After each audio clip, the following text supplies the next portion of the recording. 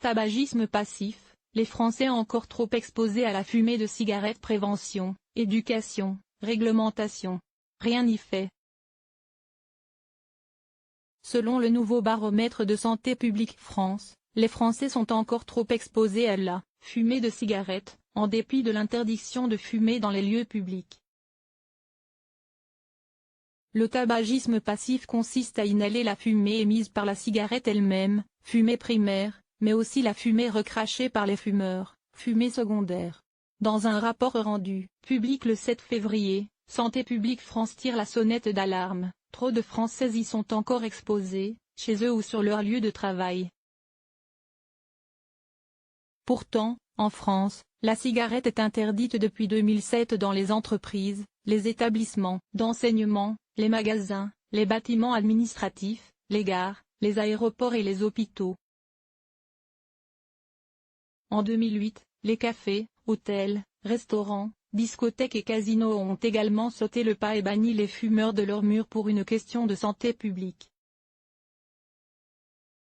En effet, la fumée de tabac est nocive pour les fumeurs, mais également, et on l'oublie trop souvent, pour leur entourage qui y est exposé. Elle contient plus de 7000 substances chimiques dont au moins 250 sont nocives et au moins 69 cancérogènes, rappelle Santé publique France qui appelle à continuer les efforts de dénormalisation du tabac.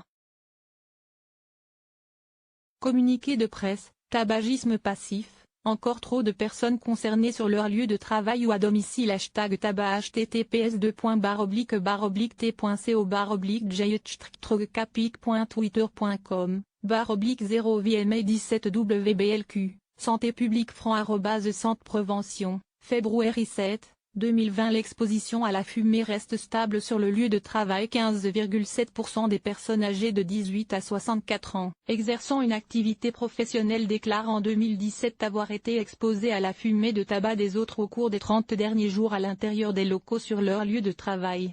Cette proportion est identique parmi les fumeurs et les non-fumeurs, alors même que la réglementation l'interdit. Un constat d'autant plus étonnant qu'il varie en fonction du niveau social des travailleurs. Ainsi, les inégalités sociales sont flagrantes. 27,4% d'ouvriers déclarent être exposés à la fumée sur le lieu de travail, tandis que 6,4% soit 4 fois moins, de cadres et professions intellectuelles supérieures se plaignent de supporter la fumée des autres. Le tabagisme passif diminue au domicile en 2018, parmi les 18-75 ans. 17,6% déclarent que quelqu'un fume à l'intérieur de leur domicile. 12,5% de manière régulière, 5,1% de temps en temps. La forte diminution observée en 4 ans est très encourageante, note le baromètre de Santé publique France. Cette tendance est particulièrement marquée chez les fumeurs quotidiens. 52% fumaient à domicile en 2014 contre 37,9% en 2018.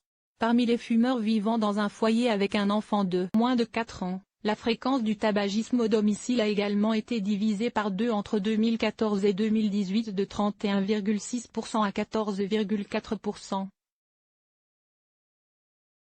Cependant, les gros fumeurs ont toujours du mal à limiter leur consommation à domicile.